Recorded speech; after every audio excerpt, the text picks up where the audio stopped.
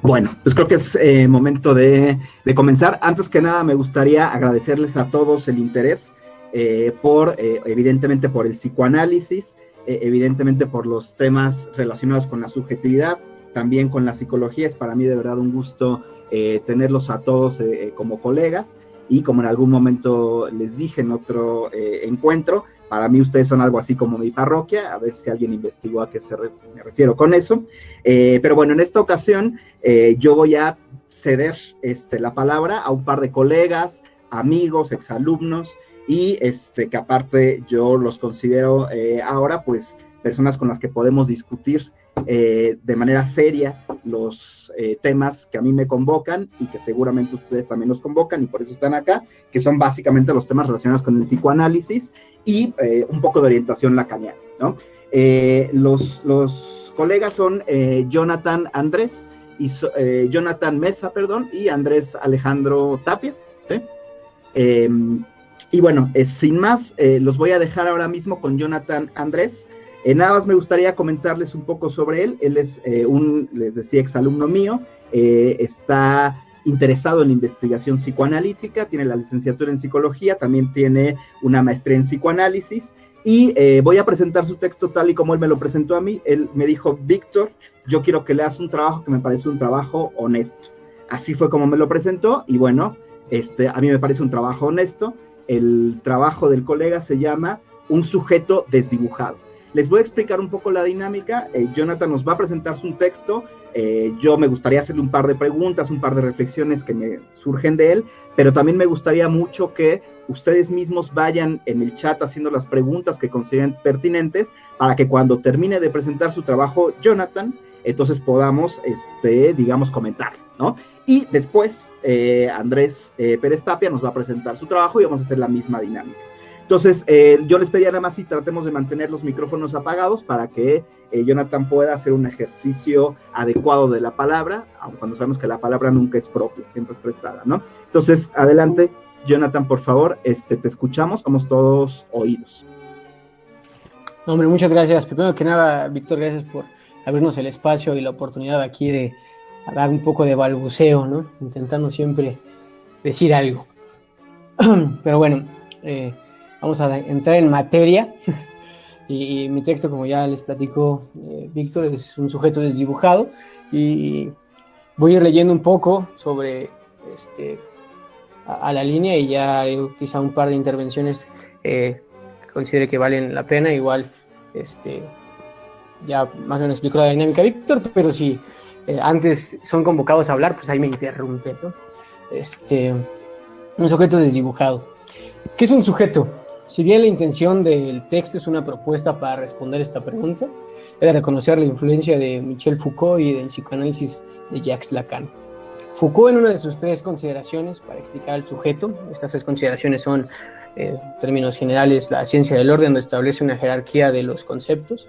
La otra es que establece un sujeto en función a un mercado, y la tercera es donde coloca la sexualidad para, digamos, explicar al sujeto. En estas 3 consideraciones coloca una objetivación necesaria para la subjetivación, es decir, que la subjetivación estaría ligada a una construcción social de la cual se tomaría el concepto para hacerse a sí mismo. En otras palabras, las acciones, ideas, conductas y afectos estarían sujetados por la sociedad.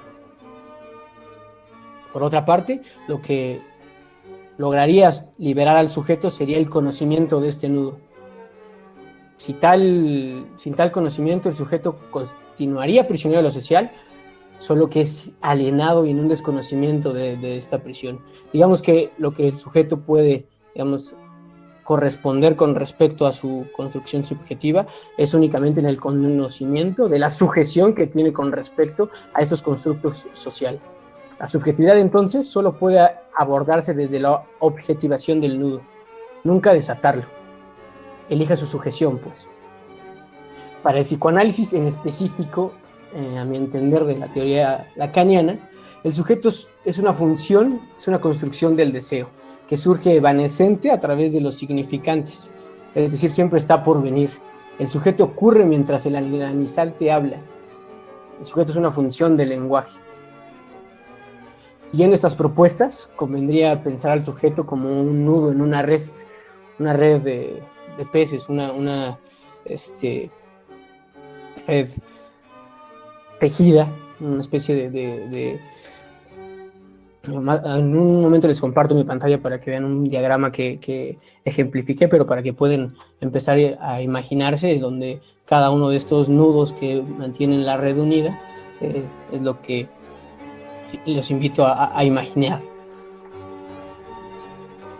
Lo que significa que está delimitado y bien marcado. Estos puntos estarían llenos de tinta dentro de una configuración discursiva a partir de la información que el sistema o la cultura le provee. Y él mismo va regresando en el propio sistema como una especie de transitor que por una parte recibe la energía, la electricidad y la envía nuevamente al sistema o a las conexiones. Esto articula un cuerpo. Estas conexiones están intercambiados donde un objeto, un punto en la red recibe energía o recibe información y la regresa, articula un cuerpo. El sujeto está lleno de discursos y palabras, formado a partir de los embates informáticos de la cultura, que asimismo reproduce a partir de él. Ya configurado por estos mismos embates de la información, digamos, es una de las líneas que lo que Foucault nos menciona antes, ¿no? Donde el sujeto toma de las palabras para hacerse a sí mismo, reproduce la cultura que lo posibilita. Este es un cuerpo articulado por discursos, por palabras, formado a partir de embates informáticos que asimismo reproducen. Esto limita o niega cualquier posibilidad de diferencia. No hay novedad donde solo se reproduce. Aquí no lo van a tener en el texto, pero tratando de unificar estas dos líneas de lo que propongo de inicio ligado a Foucault y a Lacan, son dos líneas de encuentro donde se sostiene un sistema de discurso homogéneo, que a través de una matriz y una taxinomia se produce una ley simbólica. Esta premisa lacaniana articula un ordenamiento discursivo que reproduce corporalidades, los cuerpos armados, digamos, en la realidad tangible, en esto que sentimos, desde una construcción simbólica de palabras. Cada punto en la red forma parte de un tejido. Este tejido es una piel de un cuerpo social construido por el lenguaje, tanto posibilitado para articular un cuerpo como el cuerpo que va a formar parte de este propio sistema que va a reproducir a través de estas líneas de discurso y de lenguaje. Reproducir el sistema a través de nacer, pues, de tener un cuerpo. Vía canales de información o comunicación que constantemente codifican los cuerpos, los reproducen, manteniendo así su homogeneidad, sin diferencia. Este hecho da forma a los cuerpos, posibilita la segmentación y categorización de personas desde un sistema, otorga un perfil desarrollado, lo cual logra que cada cuerpo surja como una evidencia de discurso determinado. Por ello se puede pensar cada cuerpo como parte de la narrativa de un discurso que no le pertenece. Se puede pensar cada cuerpo como parte de una narrativa de un discurso que no le pertenece. Los canales de lenguaje, de información, si bien posibilitan la subjetividad desde lo social, sin diferencia, son estos puntos sometidos los que sostienen al mismo tiempo cada discurso. Tales puntos, repletos de información, crean un círculo cerrado de ideologías, la cual llamaremos dialéctica de lo imaginario. Información que ordena y crea cuerpos sexuados e informados que responden a los canales del lenguaje, desde antes de su aparición en el mundo. Estos enunciados son ordenados y orientados por connotaciones morales que responden a discursos ideológicos. Tal moral es justamente lo que coloca al sujeto en lo ideológico. Lo ideológico me gusta mucho Zizek cuando habla de él, que señala que es una especie de comernos algo que no nos damos cuenta, por así decirlo. Él, en una de sus explicaciones, señala que podríamos comer basura, ¿no? Si la ideología sostuviera que es nutritiva para el cuerpo. El sujeto está representado por avatares que toman diferentes formas y las reproducen convirtiéndolas en subjetividades semejantes, la cual termina por señalar a la realidad como una fábrica de envases, donde se reproduce la misma imagen a partir de distintos moldes. Estas formaciones están ligadas a la palabra, muestran adjetivos llenos de afecto, acentuaciones y entonaciones con respecto a las características que cubren un cuerpo. Por ejemplo, el color de piel u ojos, estatura, cabello, complexión, raza, incluso el género, lo que termina por transformar estas características en pinturas para el envase. Al final, todas estas características terminan por ser una reproducción de lo enunciado por el discurso conceptual de lo que es un sujeto.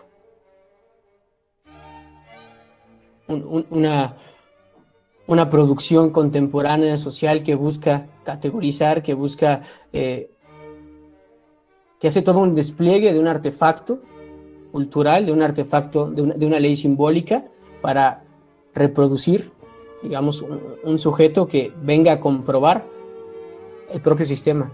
El precio, digamos, para sostener el sistema es el propio cuerpo, es la propia creación de un sujeto. El propio sujeto es lo que posibilita que el sistema esté igual o que se sostenga. Estas concepciones, estos adjetivos están ligados a un discurso que categoriza y cuantifica los cuerpos. Segmenta y juzga con toda la crueldad pulsional que estos mismos le permiten. Para el ejemplo, este evento, ¿no?, que ocurrió con respecto a un asaltante en una combi donde se autoriza la misma sociedad a un despliegue, digamos, nadie los detuvo, ¿no? Nadie se detuvo, autorizados por la propia ley simbólica, propiciar todo un acto de crueldad ante ciertos cuerpos, en este caso un cuerpo quizá criminal, que posibilita o que está autorizado por una ley simbólica a remitir con toda la crueldad que le es permitido. Tales adjetivos ligados a imágenes y prejuicios llegan incluso a la fantasía, a las cosas que pensamos. Muestra de que el discurso, es decir, de que todos estos conceptos ligados a un ordenamiento social establecido por una matesis y una taxonomía o un orden que sirve a un sistema, se ha apropiado del sujeto, al invadir la imaginación en vísperas de detener cualquier novedad posible. No se admite la diferencia que no sea explotable. Como si todo este esfuerzo que hacemos por pensar en un mundo mejor soportara el propio sistema, donde uno piensa en tener una casa más grande, ¿no?, donde uno piensa en ser más alto, donde uno piensa en ser más delgado, es la ley simbólica que articula una época específica con sus problemáticas y vicisitudes específicas a reproducir y a sostener el propio discurso. Donde deseas más, sostienes lo mismo, por así decirlo. Todas las concepciones de un sujeto que estén ligadas a un concepto, todas las concepciones de sujeto que estén ligadas a un concepto, son muestra de que el sujeto ha sido domesticado, como si se pudiera decir con toda claridad lo que uno es o no. No hay un sujeto objetivo, todo sujeto es parte de una política, por lo que la concepción de que el sujeto se opone a esto que es objetivo y queda flanqueada. No es esta línea que separa, digamos, lo objetivo de lo subjetivo. No, ni siquiera esta crítica de estar siendo muy objetivo, ¿no?, sino o esta línea donde no existe la objetividad, sino justamente lo contrario. La subjetividad está repleta de conceptos que aparentemente pudieran ser propios o pudieran ser autónomos, pero realmente pertenecen a una línea objetiva de un sistema que promueve una estandarización y conceptos y palabras que describan exactamente lo que una cosa es y lo que no. Lo subjetivo estaría repleto de objetividad. Lo que antes el sujeto consideraba como un elemento singular o particular en un imaginario, resulta ser una constante elección dispuesta de forma instrumental para colocarlo al servicio de una política particular que se vive como propia, pero que le es ajena. El sujeto cree que elige con suma libertad su constitución. Sin embargo, sus elecciones siempre están trazadas y le son ajenas, aunque las viva como propias. Lo que les propongo es justamente señalar que esto subjetivo, como concepto, no es más que un ejemplo, una representación del objetivo, un punto bien delimitado y lleno de letras, de palabras, de mensajes, de tinta. Este punto bien delimitado en la red se crea al enunciarse a través de un yo soy esto y no esto, solidificándose como un sujeto, limitando el transcurrir de la pulsión. A mi parecer, Freud plantea algo similar con respecto a la represión primaria, que evita la salida del inconsciente. Asimismo, este límite de represión, de no una salida, pulsionar, es la misma que posibilita la condensación y el desplazamiento, el mismo juego con las palabras, la metonimia y la metáfora lacaniana. En este caso, lo que se busca parar es el gasto, que no haya un desgaste de energía como la ley de la conservación de la materia para que se pudre en el cuerpo, que no se juegue con las palabras, que se establezca con toda claridad lo que se es un sujeto absoluto, a líneas y a palabras que nos encontramos constantemente. Yo soy esto, yo soy aquello, yo soy con toda contundencia.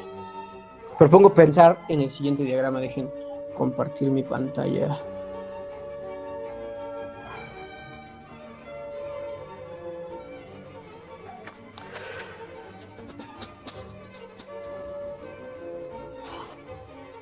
Propongo pensar en el siguiente diagrama, donde cada punto forma parte de la red imaginaria que construimos como realidad, y las líneas que entrelazan a cada punto son el lenguaje. Esto nos hace sujetos atravesados por el lenguaje, pero también posibilitados por el mismo, construidos desde él. Los puntos marcados con negro representarán lo que llamaremos un sujeto dibujado, que tiene que ver con una forma bien consolidadas, líneas de representación claras y consistentes con el discurso. Por ejemplo, hombre, mujer, heterosexual, homosexual, blanco, negro, alto, bajito, inteligente, y toda la imagen que estos conceptos representan. Si bien podríamos señalar que las figuras mentales dibujan estos avatares, es decir, cada uno, si habláramos de una persona blanca, negra, un alto, un bajito, podríamos darle una diferencia, digamos, en el avatar, en la representación que cada uno tenemos. Si mide 1,50, si mide 1,60, si es alto, con eso no hay duda. En lo que me centro es en señalar que los atributos ligados al concepto alto, por ejemplo, ostentoso, torpe, grandioso, deportista, con toda una colocación simbólica específica, categorizada para esa palabra, todo lo que alto representa en una línea contemporánea de mexicanos, donde somos medianamente chaparritos o no altos, tiene toda una construcción predispuesta homogénea, es decir, que nos atañe a todos más o menos igual. Por eso digamos que se permite esta concepción de estereotipo en la cultura. Y pertenece a un discurso inserto en cierto perfil estético, dirigido a partir de juicios prejuiciosamente instrumentados. Cada atributo se encuentra ligado a una categorización homogénea contemporánea. Los estereotipos empujan al acto. Poblaciones peligrosas, territorios rojos, familias violentas, sujetos criminales, todos estos cuerpos son dirigidos, empujados por el símbolo que les son colocados, por los atributos para describirlos. Y entonces ellos se reproducen, la evidencia está ahí. Los territorios acontecen como criminales en tanto son empujados por la ley simbólica a acontecer así. Para tales relaciones he concebido este diagrama, el cual vemos en relación con los dos sujetos, el sujeto dibujado y el sujeto desdibujado, y cómo el lenguaje los atraviesa. Este punto acá, que pareciera un poco más difuminado, es lo que yo llamo un sujeto desdibujado, digamos, con una cierta duda, con una cierta solidificación de lo que el sujeto es, con las palabras que lo rodean o que rodearían su nombre, no están, digamos, tan solidificadas en su cuerpo. Por eso está un tanto difuminado. Por otro lado, el sujeto dibujado, que está representado por un punto negro, parece con toda claridad que forma parte del sistema que permite articular los intercambios de información. Todo esto, digamos, posibilitado por un campo real de lo que llamaremos un poco lo imposible o el resto, de lo que no alcanza a ser atrapado por este diagrama de lenguaje, alimenta tanto al sujeto dibujado como al sujeto desdibujado. Ambos son posibilitados y cortados, limitados por el lenguaje, pero también posibilitados por desde un campo que se alimenta de lo real. Bueno, el sujeto dibujado vive en la ilusión de un... Déjenme les termino de compartir esto. Ahí todavía no se ve, Ok, ¿verdad? perfecto, ahí vas. Sí, Ahí está, ¿no? ahí está, perfecto. Sí, sí se ve, ¿verdad? Sí, sí se alcanza a ver. Sí, correcto. Sí, perfecto.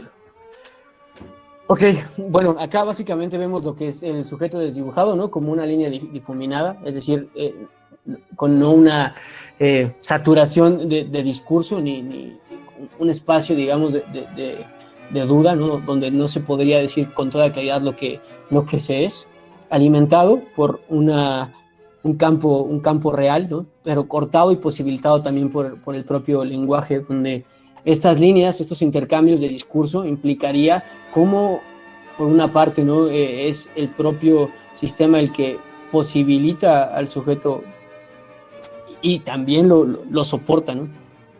Los intercambios de estas líneas y de estos puntos en tanto energía, en tanto discurso, en tantas palabras, darían sentido o darían construcción al plano de la realidad, ¿no? De lo real, perdón, de la realidad alimentado por una línea de lo real. La diferencia, o en lo que me centro, al menos en esta exposición, es en cómo el sujeto, en tanto está repleto, evitaría o no posibilitaría un intercambio de mucha energía, es a lo que me refería con la descarga pulsionar, sino que más bien estuviera ya delimitado para el quehacer, digamos, placentero, el quehacer de la descarga pulsionar que le corresponde a su cuerpo. Acá es un sujeto alto, bajito, acá es un hombre, una mujer que tiene toda una línea discursiva por la cual está sostenido, que lo tienen repleto, digamos, de discursos que lejos de posibilitar, pareciera que entre más se llena, más se delimita. Y por otra parte, el sujeto desdibujado, donde tiene espacio, donde no está rígido, donde no está repleto de discursos, tiene una mayor capacidad de transitar, quizá no capacidad, pero tiene una menor concentración de discurso, lo que posibilitaría un mayor flujo, ¿no? Todo esto soportado por un campo de lo real que me parece interesante señalar que no forma parte de esta estructura discursiva, ¿no? Posibilita la parte discursiva, pero no forma parte de la línea, al menos de esta estructura y de este campo, ¿no? Sobre todo porque aquí yo colocaría el resto. Pero bueno, vamos me detengo ahí y sigo con el resto. El sujeto dibujado vive en la ilusión de un campo de libre albedrío, donde él mismo es capaz de dar imagen a cualquier cosa.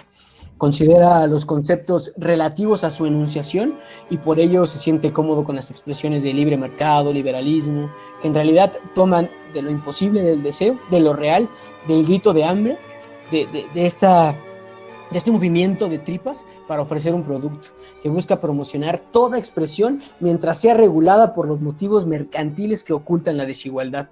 En la línea soportado por esa línea real, digamos, de esta falta constitutiva, de este displacer que tenemos, es donde el libre mercado, donde la realidad, donde el sistema, donde la taxonomia, donde la matesis, donde el tótem y el tabú generan toda una línea simbólica para orientar a un sujeto que, al menos en este caso me centro en la expresión de que está regulado por motivos mercantiles, por motivos contemporáneos, en este momento el mercado, pero históricamente podemos colocarlos en distintas líneas, y que al menos en este caso contemporáneo, con las vicisitudes que tenemos, ocultan un montón de desigualdad en la sociedad que nos rodea, ¿no?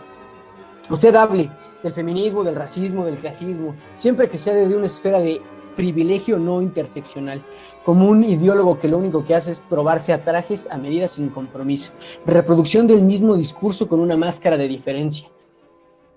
Me coloco justo en lo contrario, denunciando que ahí donde el sujeto imagina estos conceptos ya hay una predisposición discursiva, es decir, un discurso homogéneo que empuja la idea de la objetividad, reafirmando que ese sujeto es un sujeto domesticado, donde el sujeto se considera a sí mismo sujeto como concepto, ligado a estos factores de libertad, de libre albedrío, de una potencia gigantesca, que sí, pero no ligada, al menos no lo ligaría a esta parte ideológica, lo que hace es justo reproducir el discurso homogéneo, justo velar toda posibilidad de novedad. Y reproduce cuerpos y afectos, efectos de una discursividad a la que él es completamente ajeno. Completamente ajeno. Cuando Lacan señala que el inconsciente está estructurado como un lenguaje, muestra también que este campo está ligado, cortado, determinado por signos y símbolos que organizan y crean un sujeto. Es pues aquí donde el sujeto desdibujado contempla el resto, lo ausente en su organización. Hablo de un vacío, un espacio abierto, sin dibujo, sin imagen ni símbolo. Lo desdibujado del sujeto se encuentra en lo real, en lo infinito de la posibilidad, donde toma su pulsión para asignar algo de ella y hablar. Esta consideración invita a pensar las palabras, los significantes, como vehículos de transmisión pulsional, donde los cuerpos, en medida en que están desdibujados, con un yo pequeño y rasgado, posibilitan su lazo con lo social, donde retienen menos pulsión, comparten mayor discursividad e ideología, sin una categorización y sin un empuje, ¿me explico? No es que de este contenido lenguajero y palabrero, el sujeto desdibujado no tenga implicaciones o le es ajeno, sino que en medida en que la ley simbólica y el discurso, las palabras, operan de una forma distinta en este sujeto, sin tanta contundencia, por así decirlo, sin un aferramiento tan fuerte al concepto de lo que es un sujeto, genera un mayor flujo de discursividad, de novedad, por así decirlo.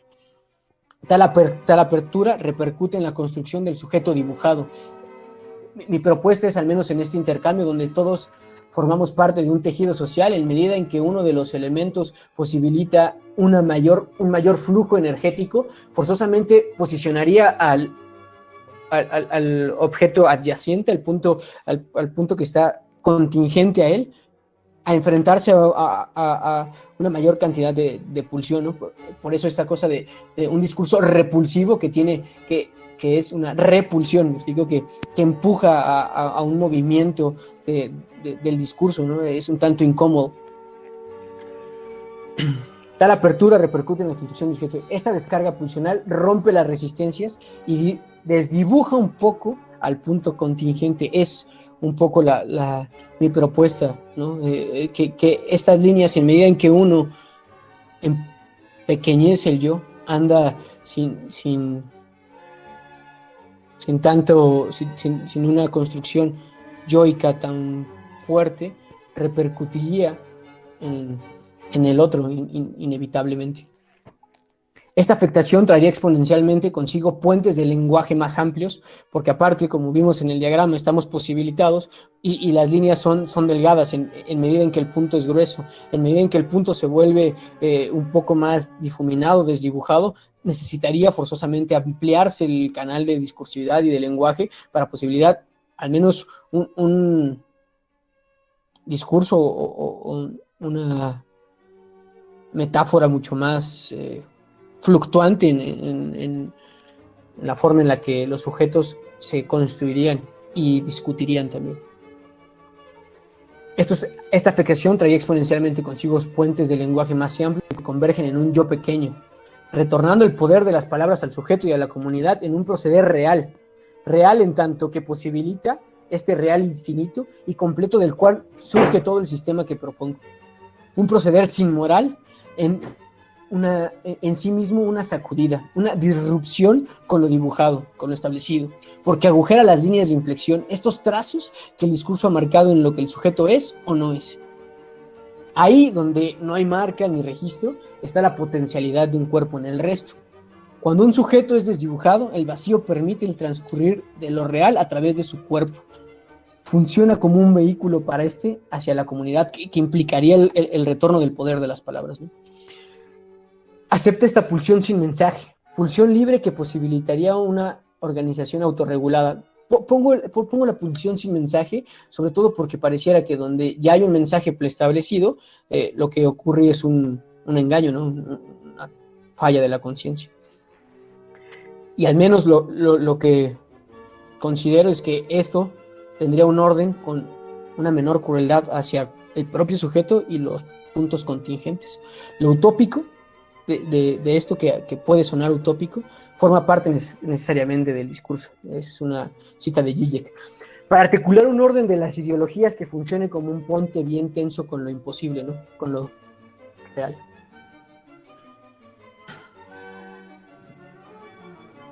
Como se muestra en el diagrama, lo que uno de los puntos es el lenguaje, es decir, palabras, discursos e ideologías que forman y se forman en constante movimiento, en intercambio.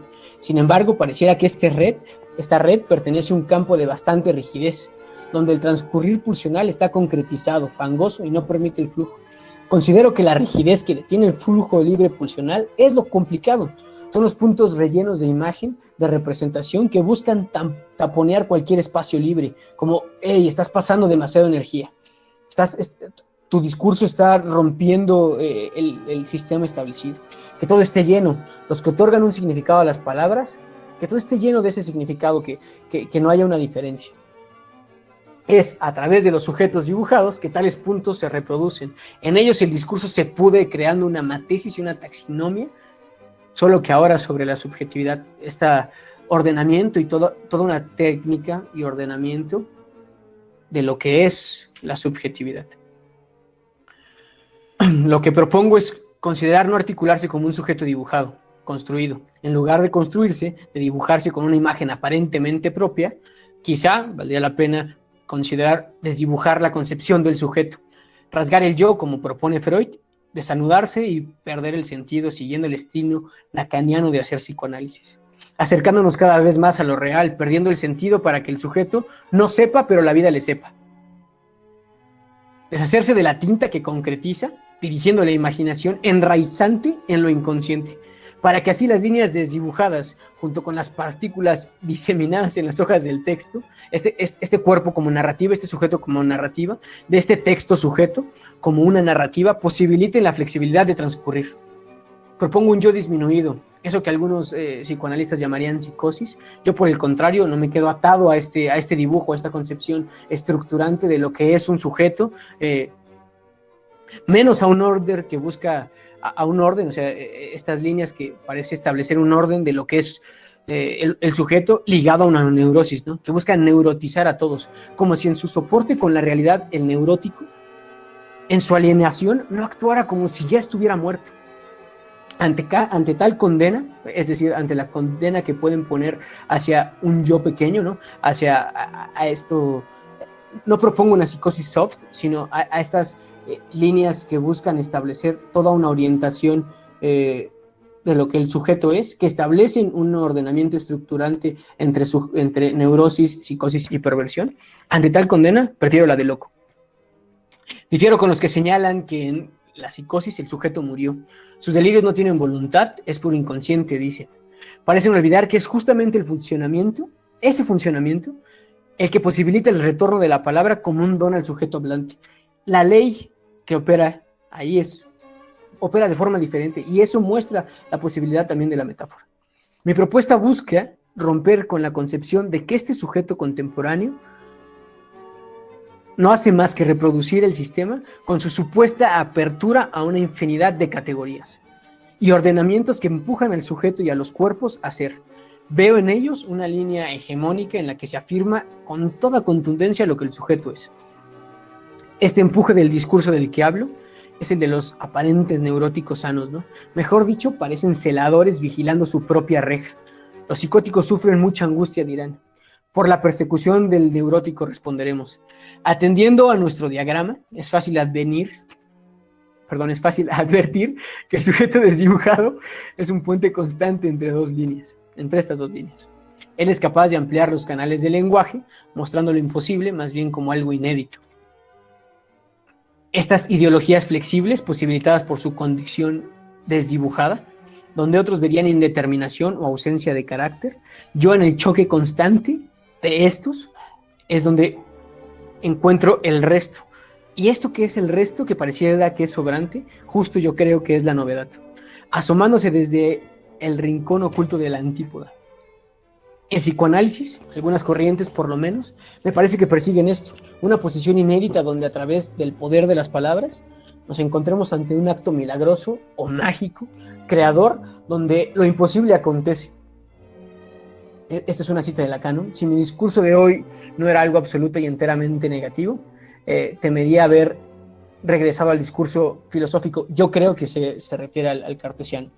Después de todo, si como hemos visto algunas sabidurías han perdido lo suyo, ¿por qué no ha de reconocer con el discurso analítico algo de que la idea de qué idea de un truco eficaz? ¿De qué es un truco eficaz? A final de cuentas, ¿qué es la energía sino también un truco matemático? El truco analítico no sería matemático. Por eso mismo, el discurso del análisis se distingue del discurso científico. En fin, esa oportunidad pongámosla bajo el signo de la buena ventura aún. Y cierro el desdibujado con esto, ¿no? Desdibujado como el arte, sin forma, con toda la violencia sin crueldad, blando e irrompible, fluido e intenso. La forma es dura y frágil, el sujeto desdibujado es solo él y todo, diminuto, molecular, distribuido y limitado, con cuerpo y sin él. Nada sabe y todo le sabe.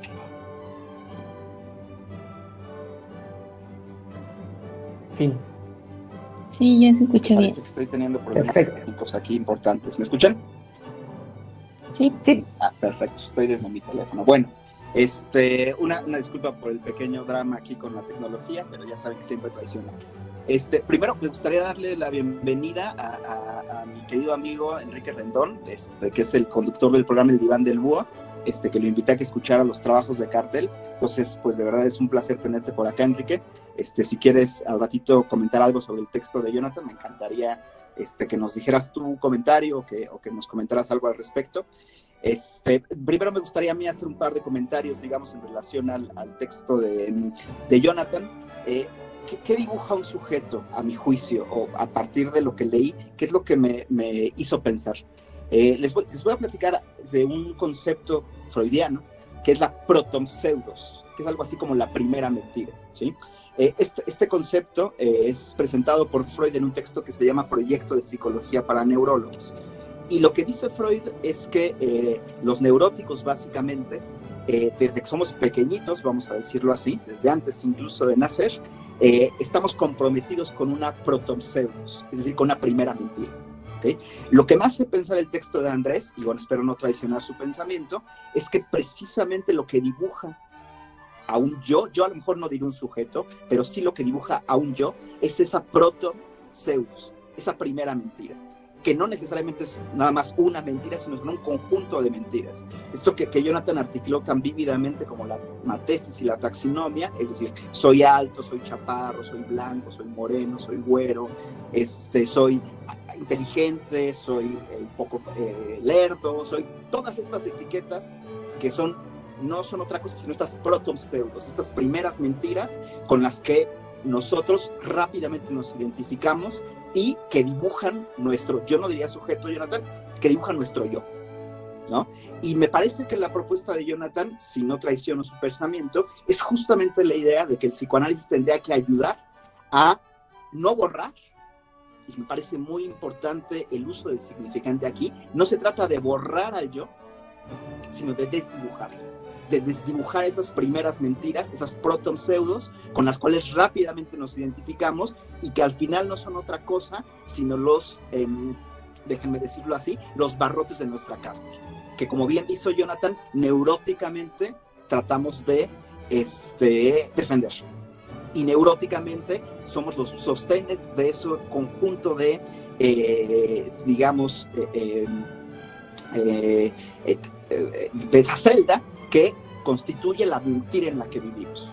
Si el psicoanálisis es doloroso, es porque justamente se trata de transgredir, atravesar esas mentiras. Y si atravesamos esas mentiras, probablemente el desdibujamiento del yo permita que emerge el sujeto.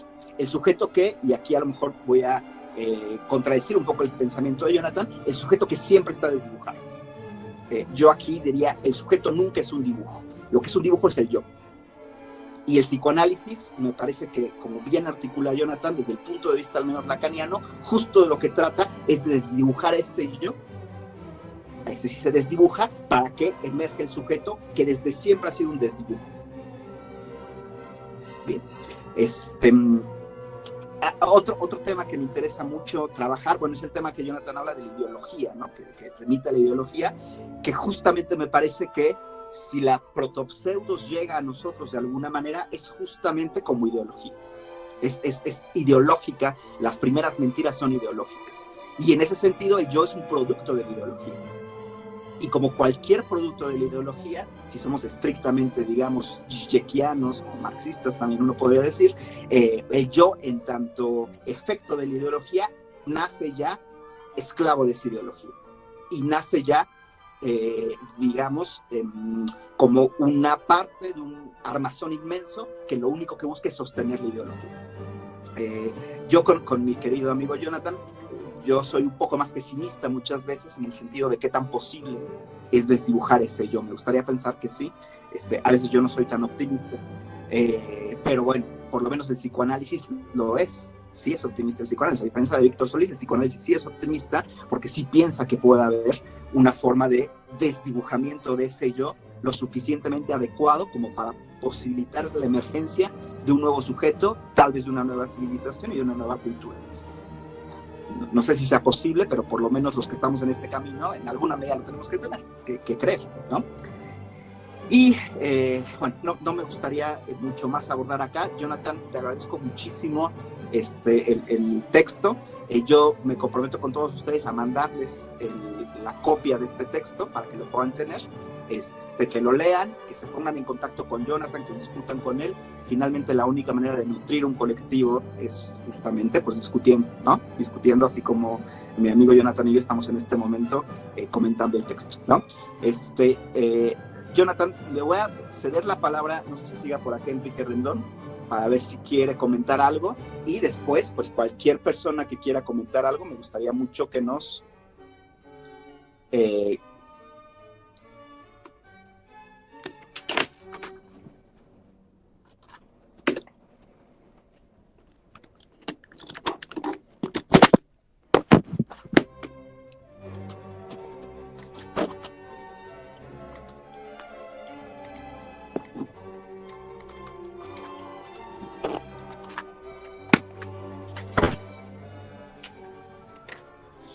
que nos comentara lo que considere pertinente, ¿no? Tengo un poquito de problemas con la tecnología, ustedes no se preocupen. Enrique, no sé si quisieras comentarnos algo, ¿andas por ahí?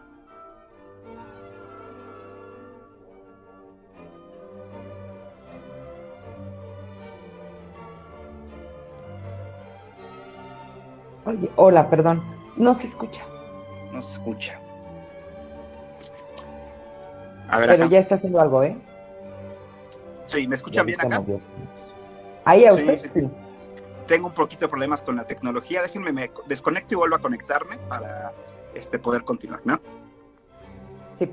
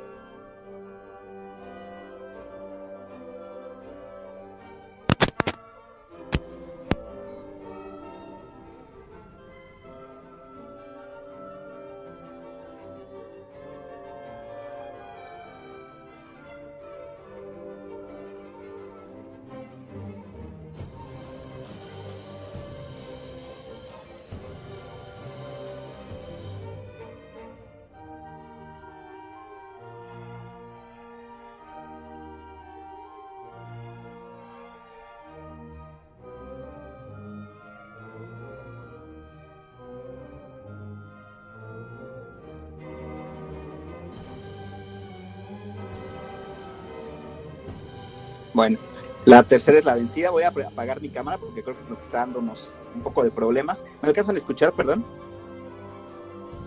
Sí. Perfecto. Le preguntaba, no sé si siga por aquí Enrique Rendón para que nos comente, no sé si tenga algo que comentar, mi querido amigo Enrique Rendón. ¿Qué tal, Víctor? ¿Cómo estás? Buenas noches. ¿Qué tal, Enrique? Un gusto escucharte. Sí. Mira, pues yo lamento estarme conectando hasta este momento. Yo sería muy poco honesto haciendo algún comentario, porque la verdad es que escuché el último minuto en que estaba leyendo Jonathan Andrés su ensayo, su reflexión. Entonces, más bien me gustaría como ubicar un poco en el contexto de qué es lo que están ustedes trabajando, y quizás más adelante con muchísimo gusto puedo yo hacer algún comentario al respecto. Claro que sí, Enrique, de cualquier manera un gusto tenerte por acá. Y bueno, no sé si alguien quiera comentar algo, colegas, la verdad es que yo creo que a Jonathan le encantaría escuchar algún comentario sobre su texto o algo que quieran comentar, alguna reflexión que les haya quedado, más allá de la que yo acabo de dar. Entonces, si alguien quiere comentar algo, es bienvenido, por favor. Yo, profe. Adelante, por favor. Gracias. No sé, bueno, partiendo de que pienso que el comportamiento del sujeto no depende de que lo estén observando o no, o sea, del sistema que lo rodea, digamos, sino como de esos esquemas mentales que ya tiene previamente establecidos y que se formaron de pequeños por medio de, digamos, figuras significativas en su infancia. Estos esquemas mentales forman estereotipos, y de cierta forma en el transcurso, digamos que el yo ejerce una capacidad, no sé si sea la mejor forma de decirlo, pero de criticar para decidir, que puede resultar amenazante a esos esquemas y en consecuencia también a esas pulsiones. O sea, al final es como esa mediación entre el ello y el superyo para que se lleve a cabo determinado comportamiento. Por otra parte, digamos que el superyo, al nacer de la identificación con la autoridad o la figura paterna, y no sé si estoy recordando bien, pero nos cuenta que terminaba de formar como esa estructura definitiva cuando finalizaba el complejo de Edipo. Si bien el yo es el que pone de cierta forma la acción para el comportamiento, o sea, la estructura viene del superyo. Entonces, no sé si justamente la propuesta en cuanto al del sujeto desdibujado pues conlleva también como este análisis a esta estructura. Okay. Yo lo que diría es, me gustaría que Jonathan respondiera a esto. Yo tengo mi propia idea, pero ¿por qué no le contestas? Jonathan, adelante. Hombre, con todo gusto. Sí, justo es la línea freudiana es un poco ligado a la articulación del superyo, que de cierta forma estoy un tanto de acuerdo. Sin embargo, me voy mucho más a lo lacaniano, en tanto es un significante para otro significante. Y lo que rescataría un poco de lo que mencionas en función al texto es que justamente es esta articulación simbólica, es decir, la ley superyoica que coloca el sujeto en una orientación de reglas y leyes, la que va a posibilitar su estructuración, yéndome por la línea freudiana, por supuesto, ¿no?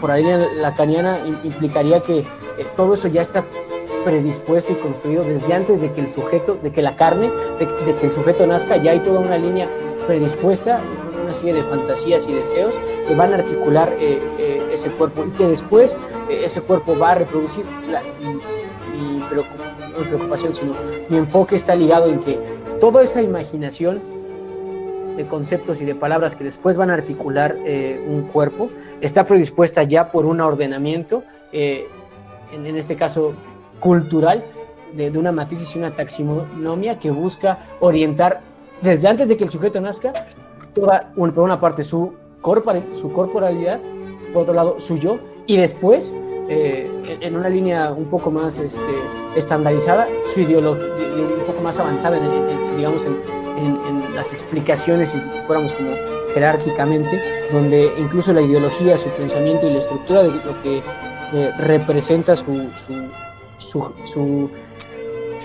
subjetividad objetivada pertenece a un campo de la que me parece que es completamente ajeno. Es decir, el superyo articulado, para freudianamente hablando, el superyo que articula al final del complejo de Edipo la moral, las reglas, los tres diques, está a merced de un sistema, es, digamos, de instancia que pertenece a un sistema que busca categorizar, que busca segmentar y que busca colocar a sujetos con toda la crueldad que su propia ley autoriza en condiciones de vida donde, por dar ejemplos,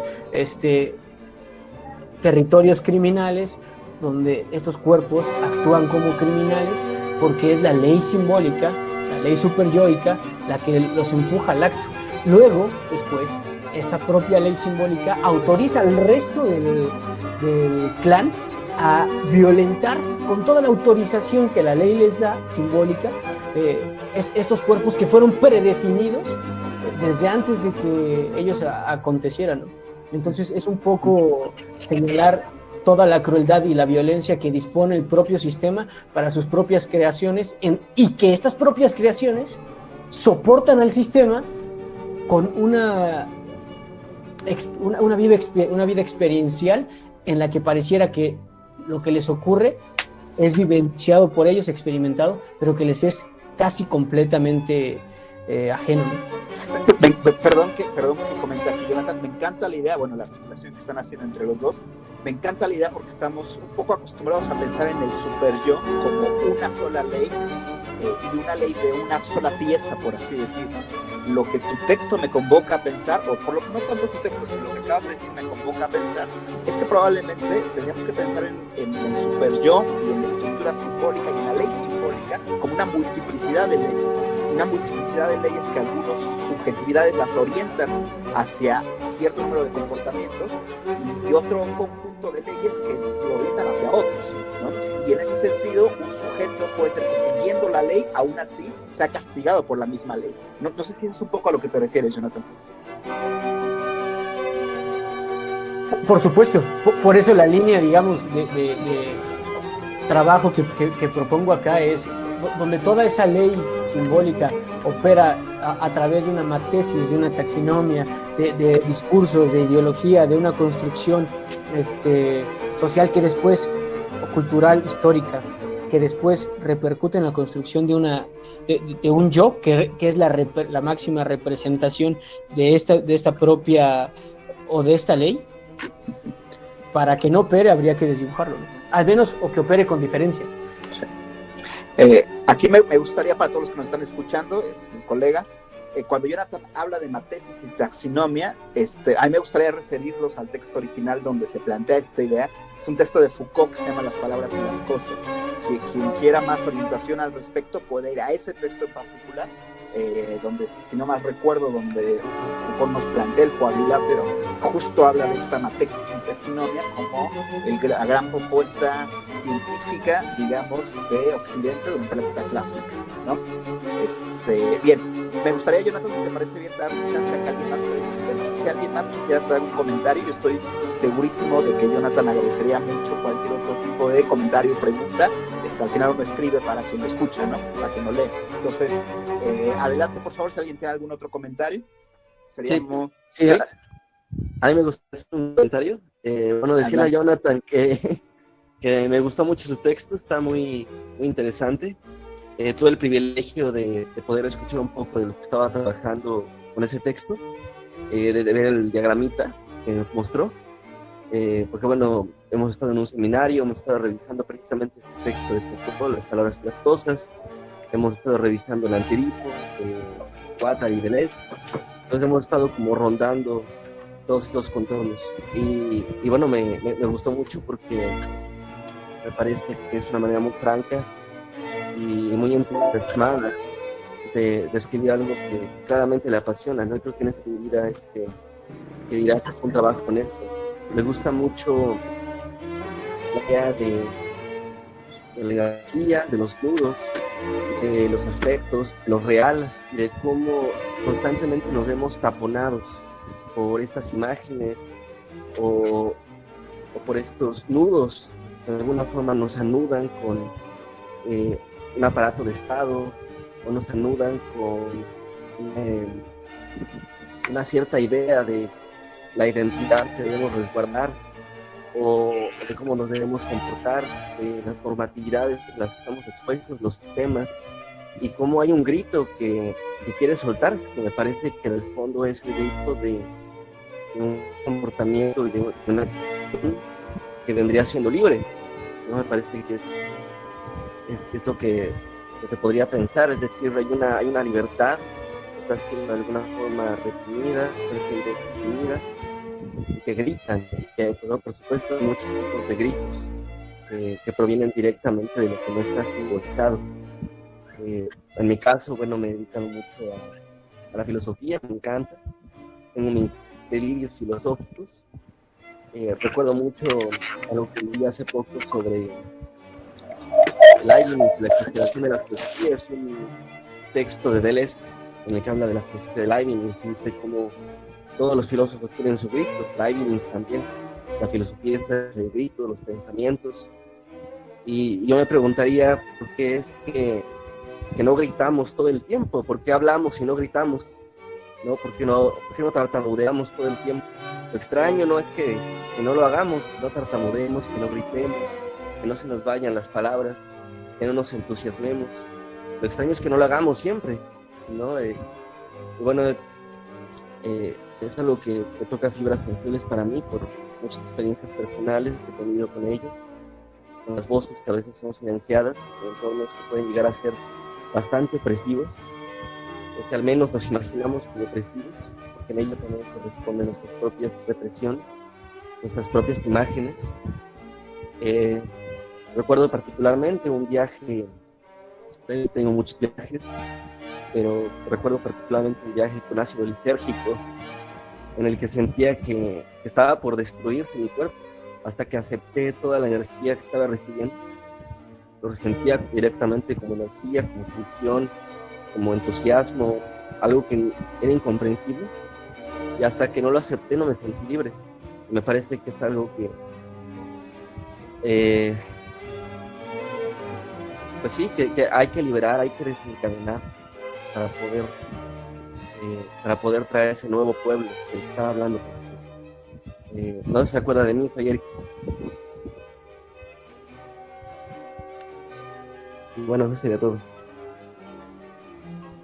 Perdón, claro que sí me acuerdo de ti, Eric, un gusto tenerte por acá, qué bueno verte, y me da mucho gusto saber que están trabajando a Foucault. Bueno, nada más para comentar, la comentario va para Jonathan. Yo tengo mi propia noción sobre la libertad, que no es muy halagüeña en ningún sentido, no creo yo en el tema de la libertad. Es más, creo que la libertad misma es un esfuerzo también por hacer matesis y por hacer taxonomía. De hecho, pareciera que la cultura nos obliga a ser libres, ¿no? Lo cual es muy extraño, pareciera un doble vínculo. Estás obligado a ser libre, obligado a sentirte libre. Y creo que ahí mismo tenemos una paradoja irresoluble en muchos sentidos, y que a lo mejor justo se trate, creo que Jonathan lo planteaba así, de aceptar el nudo. Y si a lo mejor aceptamos la no libertad, haya algún otro tipo de posibilidad, aunque yo soy muy escéptico al respecto. También los años aún no le permiten a uno ser muy halagüeño en ese sentido. Me da muchísimo gusto tenerte por acá, Eric, y algún día esperemos participar en tu seminario sobre las palabras y las cosas que están trabajando. Sería un gustazo para mí. John, creo que la intervención iba para ti, pero bueno, me dio mucho gusto saludar a Eric por acá. Hombre, muchas gracias, Eric. Y sí, justo creo que en medida en que el yo se defiende, ¿no? El yo trata de conceptualizar, de limitar lo que el sujeto es y sus orientaciones en tanto predisposiciones o despliegues ante el placer o no placer, ante ciertas conductas o no ciertas conductas, ante lo que se dice o lo que no se dice, lo que es un hombre, lo que es una mujer, se enfrenta a mucho más rigidez que se experimenta con angustia. Por otra parte, esa propia angustia, digamos, primaria, en tanto el desdibujamiento posibilita un mayor flujo, posibilitaría también al menos es mi propuesta, ¿no? Una mayor metáfora que pueda retomar el don de la palabra, el poder de las palabras, porque es otra de las líneas, ¿no? Que todo esto está soportado, ligado por lenguajes y discursos, ¿no? Y en este retorno o en este desdibujamiento, el sujeto, al menos a mí, con mi optimismo, posibilitaría un pasaje sin tanta crueldad para consigo y con el resto, y en ende un acontecer mucho mayor placer, sí, de mayor placer, al menos creo que es eso. Pues, John, un placer escuchar tu texto, un gusto. Gracias por también pues, elegir este foro para comentarlo. Bueno, no sé si haya sido tu única opción, pero te agradezco muchísimo, de verdad, por presentarlo acá. Y bueno, nos gustaría escuchar ahora el texto de Andrés Pérez. Entonces, pues te escuchamos, Andrés, que él plantea un texto muy interesante, donde reflexiona también, creo que de la mano de Foucault, sobre la sexualidad. Y me parece que cuestiona un poco, justo atañendo todo este tema, la idea de la libertad sexual. Entonces es un texto que leí también con mucho interés, me parece también un texto muy honesto, del cual también les voy a pasar el vínculo, si Andrés lo permite.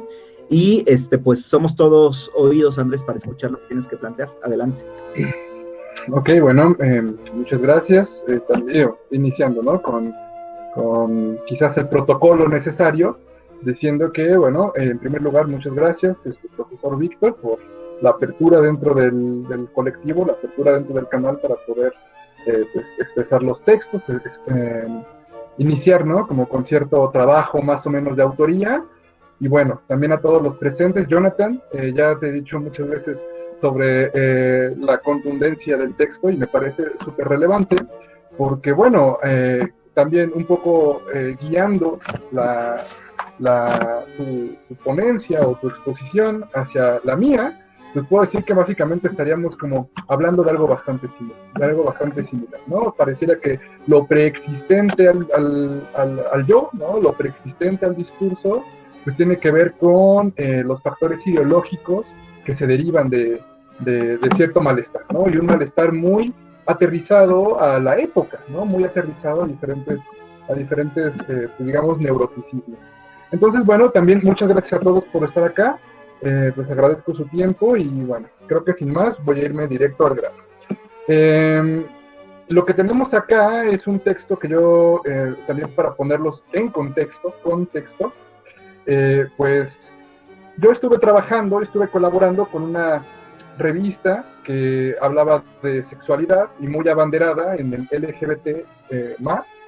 Y bueno, un poco de la propuesta que yo estuve trabajando acá tiene que ver con problematizar desde el psicoanálisis la sexualidad y cómo se plantea actualmente, ¿no? Entonces, bueno, trabajo en este texto que lo titulé El fracaso del sexo libre. Y bueno, problematizamos precisamente pues todas las líneas discursivas que nacen, ¿no? A partir como de las grandes ideologías, los grandes discursos sobre el consenso, sobre la identificación sexual, sobre, pues bueno, cómo es que cada uno opera según su propio cuerpo sexuado y su cuerpo, que me parece interesante decirlo así, preexistente desde el discurso, ¿no? Preexistente desde la ideología.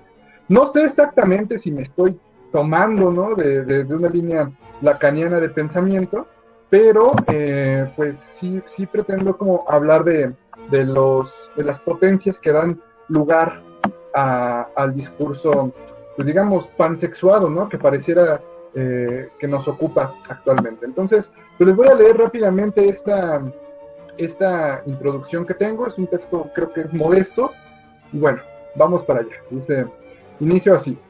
El presente proyecto pretende abordar la problemática del vínculo humano a través del entendimiento psicoanalítico, tomando en cuenta como referente fundamental al otro configurado por la psicopolítica, es decir, problematizar el nacimiento del deseo desde las coordenadas, a mi juicio principalmente melancólicas, del capitalismo tardío, ¿vale? Entonces, acá de inicio yo lo que quiero decir es que no podemos pensar al sujeto, no podríamos pensar a nuestro propio cuerpo sin tomar como línea discursiva o como nuestro verdadero padre, ¿no? Nuestras verdaderas figuras paternas, los, digamos, valores de la ideología, ¿no? Y que son valores capitalistas fundamentalmente.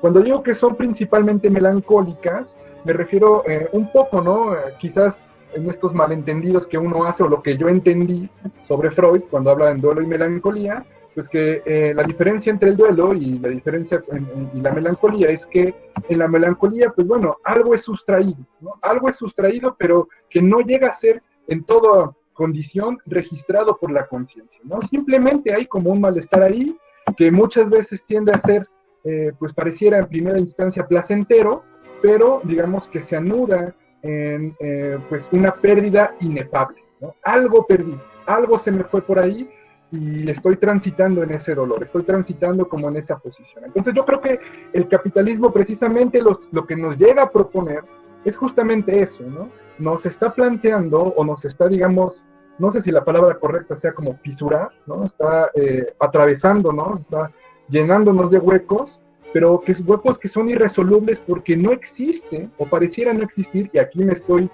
parando, ¿no?, en los hombros de Zizek, un lenguaje para articular pues nuestra no libertad, ¿no? Zizek lo diría como on-freedom. No existe este lenguaje para articular lo que nos priva de la libertad. Por eso nos sentimos libres, no porque lo seamos, sino porque carecemos de este lenguaje y, bueno, a mi juicio, esta entrada, esta fisura, viene planteado desde el capitalismo a partir de las lógicas del deseo, ¿vale? Entonces, eso es lo que puedo decir hasta ese momento. Después digo, y regreso al texto, actualmente somos testigos de discursos en apariencia optimistas sobre los vínculos y la apertura a las relaciones humanas.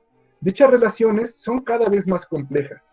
El poliamor, las relaciones interraciales, las relaciones a distancia, como en la pandemia estamos viviendo, ¿no? Relaciones con objetos inanimados.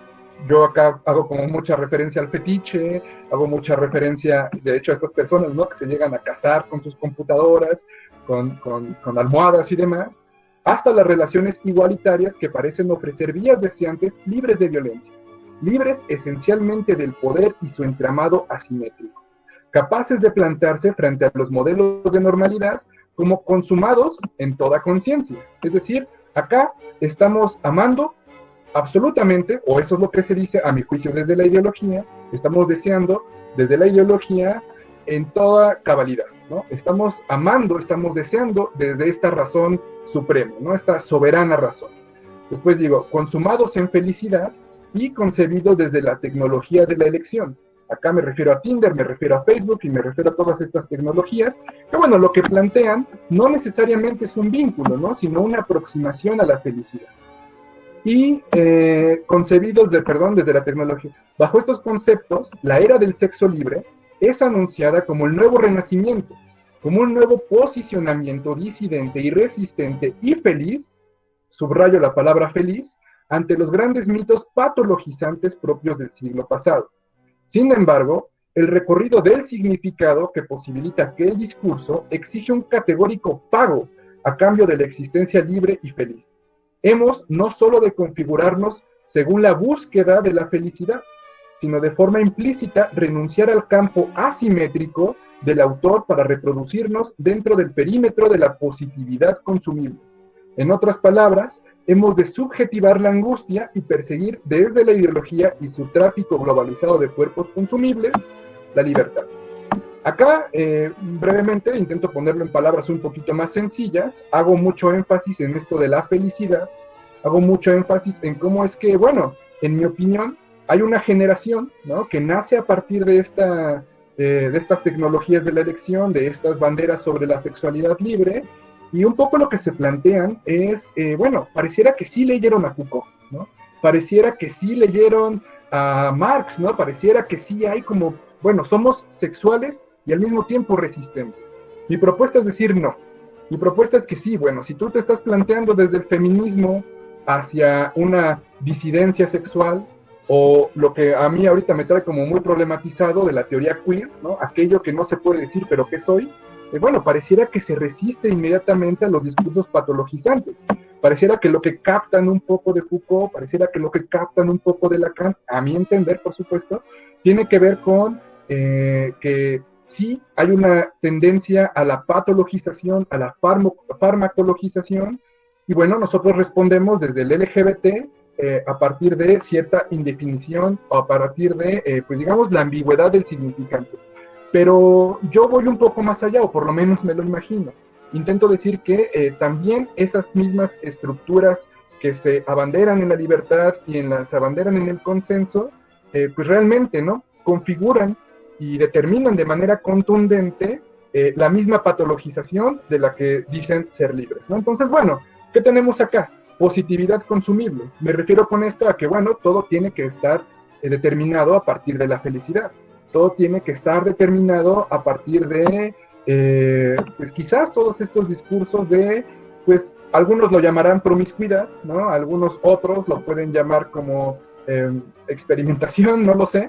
En esencia, lo que me parece acá es que en la mayor medida que pueda existir la reproducción de este discurso, es decir, cuerpos fitness, ¿no? Cuerpos que tienen que ver con esta ideología, pues bueno, repiten más allá de toda norma una patologización todavía más contundente y todavía más severa que la que se detecta en el siglo pasado, ¿sale? Bueno, continúo con el texto. Dice acá, en el 2014, y bueno, esto sí lo vi en una plática de TED Talk, la psicóloga Marta González daba una conferencia en Madrid TED Talk, ¿no? Me parece que es una profesora de la Universidad Complutense de Madrid.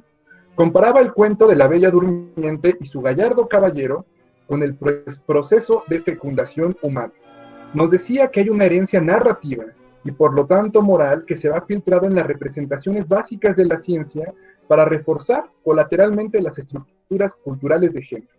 Decía ella, el óvulo yace inerte hasta que el más veloz e intrépido de los espermatozoides que lo cortejan consigue llegar hasta su muro, lo atraviesa y lo activa para dar comienzo a una nueva vida. Acá digo yo, pareciera que casi siempre es complicado separar de tajo las estructuras narrativas del poder de nuestro campo de experiencia. Aún en las más limpias, acá hago enormes comillas, y benévolas formas de conocimiento que tenemos a nuestro alcance, comillas, como la ciencia, podemos localizar herencias y quizás guiños a las lógicas del patriarcado. En ese sentido, vale la pena preguntarse hasta dónde han cedido nuestros mitos y nuestras evidencias ante la brutal e invisible red de la biopolítica. Es bien sabido que el sexo libre es un tema de moda. Ha sido bandera en las últimas propuestas de la sexología y ha marcado un rostro multicultural y pansexuado del pensamiento global. Podemos inscribir una rica gama multicolor de prácticas y subjetividades en la noción de que todo sexo merece libertad de experimentarse a sí mismo. Pero, ¿a qué exactamente nos referimos cuando hablamos del sexo libre? ¿El sexo es libre cuando es consensuado? ¿El sexo es libre cuando se habla sin tabúes? ¿El sexo es libre cuando aceptamos a quien lo practica como un sujeto de derecho? No lo sabemos. Sin embargo, tenemos a nuestro alcance, a través de cualquier expresión cultural moderna, desde las interrogantes del párrafo anterior hasta el shibari y el perreo, que el sexo, en tanto coito y voluntad, es el registro del placer corpóreo territorializado. ¿A qué me refiero con placer corpóreo territorializado? Pues bueno, existe una tendencia, ¿no?, en que pareciera que se plantea de nuevo esto, ¿no? Estas prácticas fetichistas como el shibari, estas prácticas culturales, ritualísticas como el perreo que vemos tanto en Latinoamérica, pues se inscriben, ¿no?, en que, yo se los voy a decir así, trabajo como docente en ciertas escuelas, he trabajado también con adolescentes y pareciera que una de las cosas que yo he escuchado por ahí es esta frase, ¿no?, hasta un poco chistosa, ¿no?, de que el puño hasta arriba y el perreo hasta el suelo.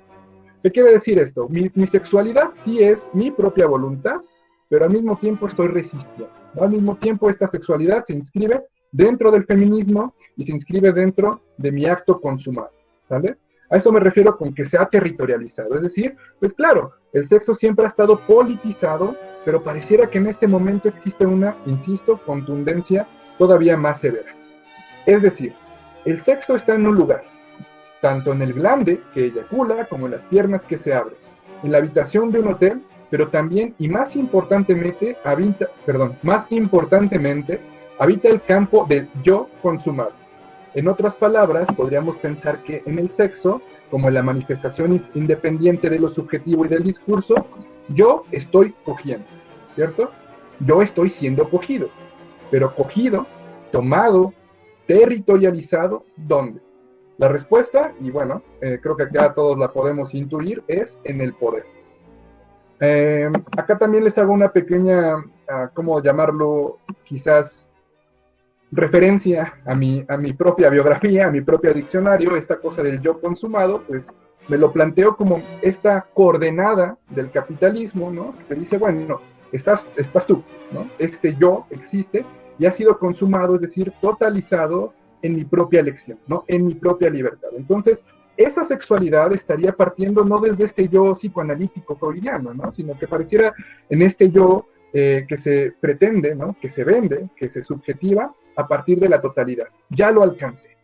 Ya estoy cogiendo, entonces ya lo alcancé. Ya llegué ahí. Ya tengo este cuerpo fitness, ya llegué ahí, ¿no? Ya estoy, pues no sé, tantas cosas, y a partir de eso digo, pues ya estoy consumado en algo, ¿no? Entonces, bueno, acá lo que intento decir es que no están consumados en la libertad, sino están consumados en el poder, ¿sale? ¿Y cuál es este poder al que me refiero? Pues particularmente al de la biopolítica. De tal forma que para darle sentido a nuestra bandera de sexo libre es imprescindible contemplar el acto sexual del yo consumado como una coerción, donde la libertad poco tiene que decir. Basta con echar una mirada al alarmante índice de casos de abuso sexual para convencerse de ello, o a la aberrante propuesta de incluir a las personas atraídas por menores como una orientación sexual. La sexualidad es entonces una territorialización poder. Nada nuevo hasta acá, ¿no? Nada nuevo, se dijo en el siglo pasado, se dijo hace unos años, pero bueno, creo que vale la pena hacerle más, igual, sigo en mi paréntesis, ¿no? O sea, más allá de intentar yo como posicionarme, ¿no? Como partiendo el queso, ¿no? Diciendo algo nuevo, creo que vale la pena replantear la interrogante, ¿no? Que viene haciendo Foucault, la interrogante que se hace, de hecho, Freud, ¿no? Sobre la libertad y de la sexualidad, pero inscrita en esta generación.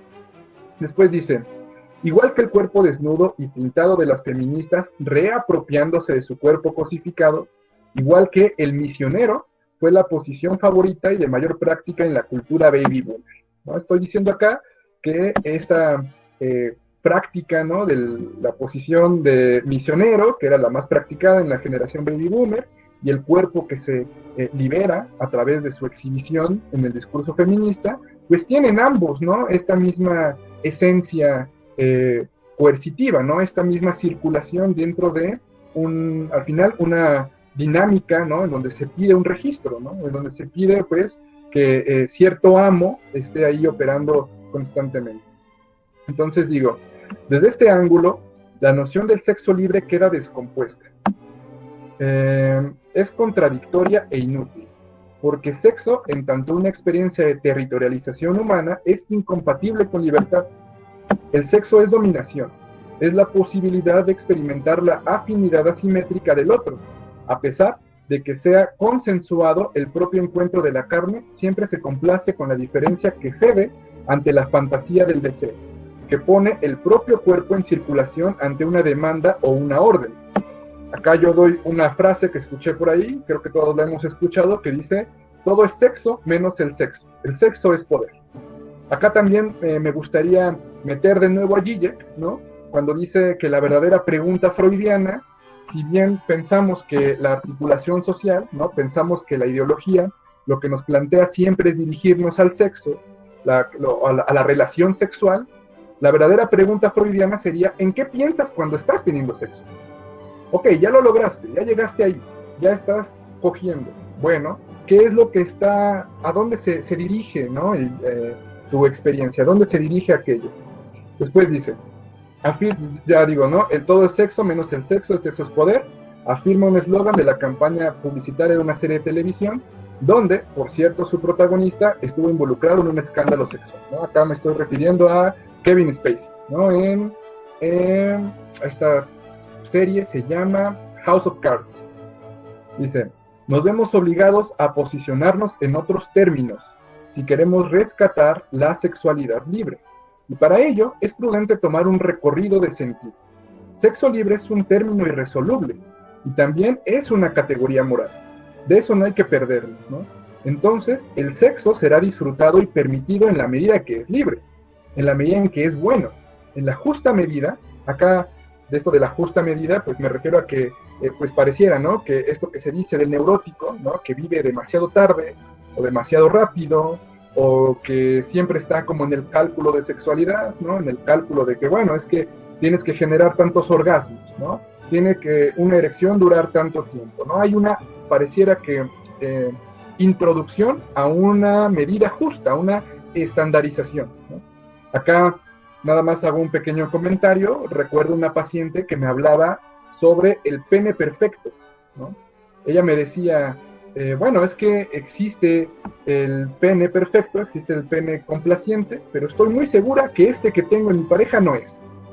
Y luego pasa otro, y dice, pero estoy muy segura que este tampoco es, ¿no? Entonces, bueno, creo que acá estamos hablando de estas coordenadas en las cuales pareciera que siempre se plantea esta justa medida. También de aquí tomo, ¿no?, de un poquito, me parece que es de Lacan, en el Estadio del Espejo, cuando habla de Procusto, ¿no? Procusto no estoy muy seguro, pero creo que es este mito griego en el cual Procusto les propone, ¿no? Tiene a ver, creo que a veces no me falla la historia, no me acuerdo muy bien, pero Procusto tiene una plataforma, ¿no?, en la cual se acuestan unos viajeros que no les permite transitar, Procusto, y siempre les está, no estoy haciendo para nada justicia al texto, pero bueno, la cosa acá es que los mutila para que puedan adaptarse, ¿no?, para que puedan medir exactamente lo que la plataforma se plantea. Algo así, por ahí va. Espero que cuando termine el texto alguien, si se acuerda, me ayude un poquito más a elaborar esto de Procusto. Dice, y me regreso al texto, ¿no? Digo que la justa medida y en su igualitaria distribución. La equidad aparece aquí como un salvavidas, pero también como un anclaje, que por un lado equilibra y compara, iguala y valora, y por otro lado imposibilita la producción de otros significados, confinándonos a un solo espacio antropológico, una sola realidad. ¿Okay? Cuando hablo de este espacio antropológico, pues bueno, me refiero a esto que la paciente me decía del pene perfecto, ¿no? ¿Por qué combaten los hombres por su servidumbre como si se tratase de su salvación? Reflexión Espinosa a propósito del Tratado Teológico Político. Quizás es un tema que tenga que ver con la territorialización del significado y que, a la luz de nuestros tiempos, podamos encontrar esta misma lucha y malestar en las apropiaciones sexuales derivadas de la búsqueda de equidad. Es decir, pues nuestra búsqueda de equidad no es otra cosa, ¿no?, que buscar nuestra servidumbre. En los numerosos intentos de las disidencias sexuales por incorporarse a las agendas del mercado, del saber y del deber. Ahí, en el mercado del saber y el deber, pues vamos a encontrar la equidad procustiana, ¿no? Nuestra sociedad se permite correr el riesgo de igualarlo todo y proponer hasta la más íntima de las experiencias como un valor de consumo, como un valor heterotópico que, igualado con los otros a partir del sistema de equidad, va a estar al alcance de quien pueda consumirlo y consumarlo, provocando en esta operación la aniquilación de la alteridad. Ahora bien, como indicamos párrafos atrás, la experiencia sexual presupone el deleite de la diferencia y la asimetría, de incorporar en los marcadores del deseo al otro y su millonésima diferencial. Pero, ¿cómo podemos admitir esta noción en nuestra sociedad si es esta quien se opone a las asimetrías? Quizás la respuesta tenga que ver con la renuncia, con el desastre, con lo inefable, con el asumir que la liberación del sexo es al mismo tiempo la renuncia a la territorialización. Y acá de nuevo, como paréntesis, es donde encuentro, por ejemplo, el sujeto desdibujado de Jonathan. Precisamente porque me parece que acá estoy hablando de eso mismo, no estoy hablando de que si va bien vamos a renunciar a la territorialización, sería renunciar a la delimitación del sujeto, ¿no? Acá, bueno, continúo con el texto. Byung-Chul Han, en La agonía del Eros, nos cuenta sobre el desastre, que en términos generales significa la falta de un astro. Desastre es falta de un astro. Quizás la falta de guía y la falta de centralidad. Y si algo de lo que se escribe en el presente texto tiene para alguien algún sentido, recordaríamos que todo el sexo menos el sexo es poder. Y por lo tanto, ese sexo del poder territorializado tendría que descomponerse y transexualizarse, es decir, transitar en el desastre. Únicamente transitar, merodear la centralidad del sexo-poder sin asumirse completamente en esa lógica. Ubicarse, no sin dificultades, en la falta de un astro sexual, ¿no? Acá de astro sexual, pues bueno, me refiero a toda la lógica fálica, ¿no?, que puede venir desde el patriarcado, pero que también puede venir del discurso feminista, ¿no? Toda esta centralidad que viene a partir de las banderas del sexo-poder. Entonces, un poco tiene que ver con eso, ¿no? Faltarnos, ¿no?, estar en esta experiencia de la falta del astro sexual. Continúo con el texto. Dice, sería no únicamente cuestionar el machismo y el patriarcado, también sería parecido a renunciar al cálculo de la sexología, a dejar empolvado en los estantes del academicismo a Master y Johnson, a Kinsey, Kraepelin y semejantes, que territorializados en el cogito, coordinan mucho del fenómeno sexual en un lugar entre innatismos y desviaciones. Ambas formaciones siempre fértiles a la patologización y por lo tanto a la ortopedia ideológica, ¿no? De nuevo, ortopedia ideológica, ¿no? Es utilizar mi sexualidad como prótesis, ¿no? Utilizar este yo consumado que pareciera que ya llegó a una totalidad, que se aproxima, que circula en una totalidad, pero lo usa como prótesis porque la misma lógica del capitalismo nos configura como seres melancólicos. Continúo con el texto.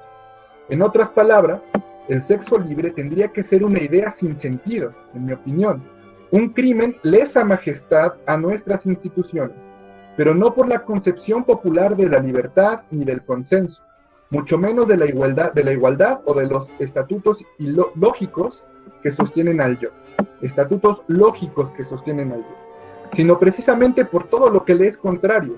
En la violencia del consenso encontraremos pues el significado de las cosas, la ciencia sexualis, al enfermo y lo unívoco, mientras que paradójicamente en el otro lado, con O mayúscula, en la transitoriedad del sexo libre, espero que podamos contemplar el lugar sin lugar, la dolorosísima renuncia del yo, lo polisémico de lo orgásmico, la irrupción de la fuera radical, ¿no?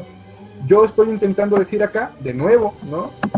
Muy honestamente se los digo, ¿no? Parado en los hombros de Byung-Chul Han, que para que exista una sexualidad libre, o para que más o menos podamos dibujarla, es necesario que nos planteemos dentro de la posibilidad de que la fuera existe, ¿no? De que estoy en falta, de que para poder amar, relacionarse, y como decía al principio del texto, vincularse, será necesario siempre transitar por la frustración, transitar por aquello que tiene muchos significados al mismo tiempo, ¿no? ¿Quién sabe qué significa un orgasmo? ¿Quién sabe en dónde se inscribe la eyaculación? ¿Quién sabe dónde se inscribe pues todas estas lógicas que en la espontaneidad, ¿no?, de la sexualidad o la espontaneidad de la erótica tienen un lugar? Continúo con el texto. En palabras más sencillas y a modo de conclusión, si nuestra sexualidad nos cuenta una historia, es una historia colmada de opresión, represión y tabúes, donde las personas obsesionadas con un sí mismo vuelcan todo vínculo a una sexualidad vacía de todo lo que le es erótico, atravesada y atravesada por el romance capitalizado, por agendas políticas y deudas ideológicas que solo serán saldadas con cuerpos neuróticos, preocupados por la belleza, el déficit y el exceso, por calcular y volver igualitaria y politizada toda experiencia del deseo, donde queremos aprender sexualidad, enseñar sexualidad y categorizar la sexualidad en la promesa de Occidente, que es felicidad y libertad. Y entre comillas pongo, y enfermedad. Quizás sea prudente escuchar a los locos. Y acá de nuevo, ¿no? Estoy muy de acuerdo contigo, Jonathan. Quizás sea prudente escuchar a los locos y despensar.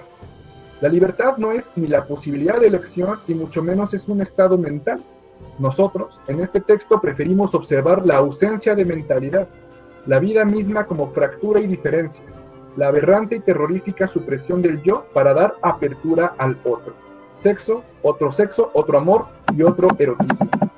Sexo, amor, erotismo, insisto, implicaría no igualar mi yo con el del otro, ¿no? Este rollo de la identificación, que me parece, ahorita me corregirá el profesor, que es la identificación heterotópica en Lacan, y que yo amo porque me parezco, ¿no? Yo soy donde me parezco, no tiene sentido. Eso es incompatible con el erotismo, incompatible con la sexualidad. Lo que erotiza es la experiencia inefable de del otro que interrumpe, ¿no? De la existencia de lo imposible. Más bien sería enloquecer en la entrada del otro, el otro que propone la descomposición de mis lugares y de mi confort. La entrada radical y dolorosa de un otro siempre va a tener un precio. Este precio es la atopía, es decir, lo desubicado. Fall in love te trae de naves, poner los cuernos, me la voy a coger, nuestra relación no va a ningún lado, son expresiones que nos sugieren un campo ideológico topográfico, que se pierde, se sustrae o se amenaza. Amar sin poseer sería amar en mi territorio. Es decir, cuando las personas dicen amar sin poseer, de hecho, están territorializando la sexualidad. Sería no pagar mi yo en la entrada del otro, quedarme ubicado siempre en la infertilidad de lo igual, donde poco o nada se produce. Si se quiere, en todo lo contrario a la libertad. El sexo libre estaría, si es que es posible, desubicado, desproporcionado, igual que el orgasmo. Estaría en un lugar sin lugar. Ni es palabra, ni es grito. Es, en todo caso, un murmullo de toda contracultura, y en su cualidad de erotismo sería el desafío de la neurosis y la ciencia, un atentado al feminismo y a las tecnologías de la sexualidad. Aquí acaba mi texto. A todos les digo, ¿no? Acá acaba mi texto. Pues, supongo, ya nada más a modo de conclusión, que de lo que estoy intentando hablar acá es de pues toda esta dimensión preexistente a la sexualidad, ¿no? Esta dimensión preexistente que pareciera siempre estar al servicio de ciertas voluntades, de lo voluntarioso, pero bueno, si algo creo que por lo menos en mi experiencia me ha enseñado la clínica, es que el amar y el sexo, como dice la película, duele, ¿no? Y duele porque está articulado en estas coordenadas melancólicas del capitalismo, ¿no? De la ideología. Entonces, bueno, de eso se trató y bueno, gracias por escucharme. No, lo contrario, Andrés, muchísimas gracias por compartir esta tercera vía que creo que además compartes un poco con Jonathan, que es preguntarle a la locura. En el caso de Jonathan, para cómo desdibujarnos, y en el caso de tu texto, para cómo poder vivir una sexualidad libre, que al final, si no traiciona su pensamiento, no sería algo muy distinto, desdibujarse y vivir una sexualidad libre en los términos que tú estás planteando, Andrés. Porque hay otra forma de sexualidad libre, como bien lo comentas, que se ha pensado durante mucho tiempo, ¿no? Era incluso la forma de sexualidad libre de la que hablaba Wilhelm Reich en su Sex Pol, donde justamente lo que él planteaba era la posibilidad de deshacernos de cualquier atadura civilizatoria para poder vivir una sexualidad sin civilización. Y creo que ese camino es un camino que está cerrado para el ser humano. Es decir, no solo no sería posible, sino que está cerrado. El camino del regreso hacia una sexualidad, digamos, natural es algo que está vetado para el ser humano. A mí me gustaría nada más hacer un juego de palabras con tu diccionario personal, al fin psicoanalista.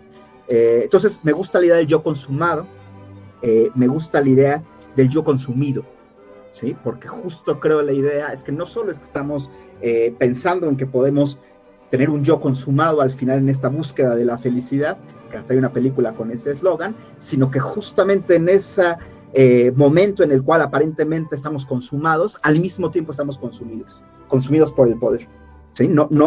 Justo en el momento en el que se posibilita la consumación, al mismo tiempo se vivencia el estar completamente consumidos.